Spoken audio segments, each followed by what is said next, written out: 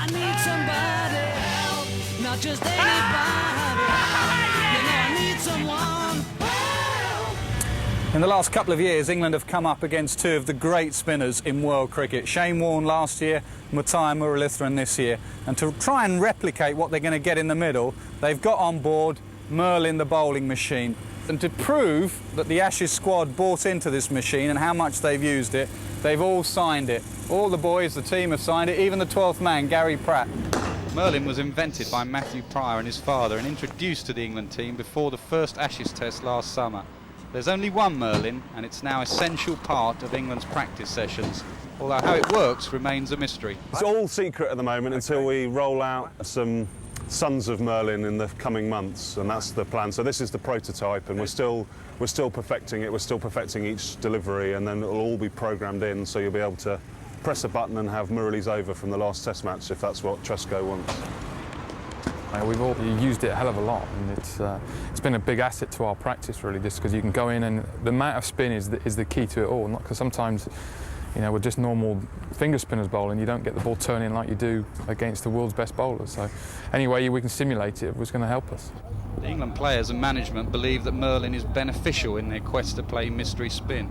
So I thought I would briefly come out of retirement and see what this wizard machine is really like. Things I do in the name of research. I haven't picked up a bat for 3 years. 40 mile an hour non-spinning off breaks to start. Okay. Okay, 1, 2, 3.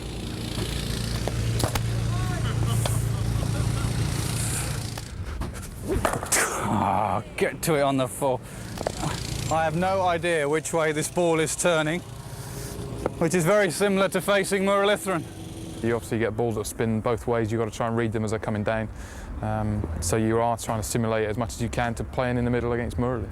The aim is to make it probably harder in the net than it will be outside, so that when you go outside, you feel pretty confident that you're going to be able to deal with anything you get. There are a few little tricks up our sleeve for the coming months and for beginning of next season, which I think will be quite interesting for anyone who faces it, and hopefully will make it a better coaching tool and also quite fun to play whoever you are.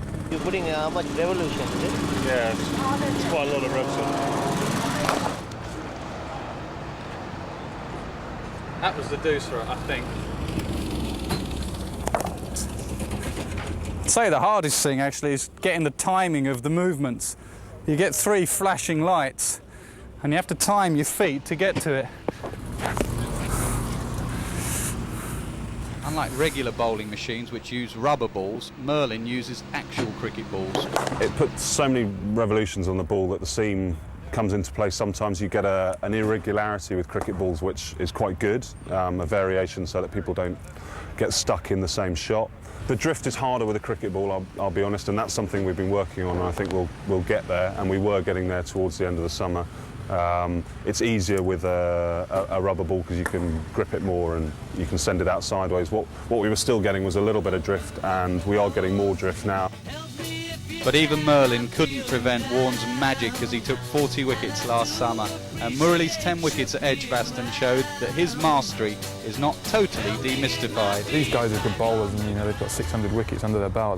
They're always going to cause problems against anybody who they bowl on any wicket they bowl on. So, and it's just for us a training aid that we can learn how to score off these sort of people, keep the ball ticking over, keep the domination really going. If we can play against the best spinners in the world, they are going to take wickets, but if we can play against them and score runs, it's going to help us a lot.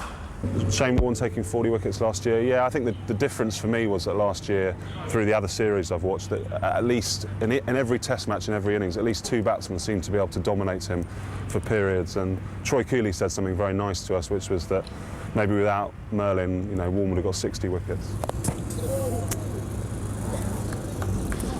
Well, I've just finished my net, and as you saw, it was really tricky. It's the closest thing as possibly get to Shane Warne on Merlyn, and England have never had that in a net before. So they are preparing for these spin bowlers as well as they can, and that's all you can ask of the England cricket team.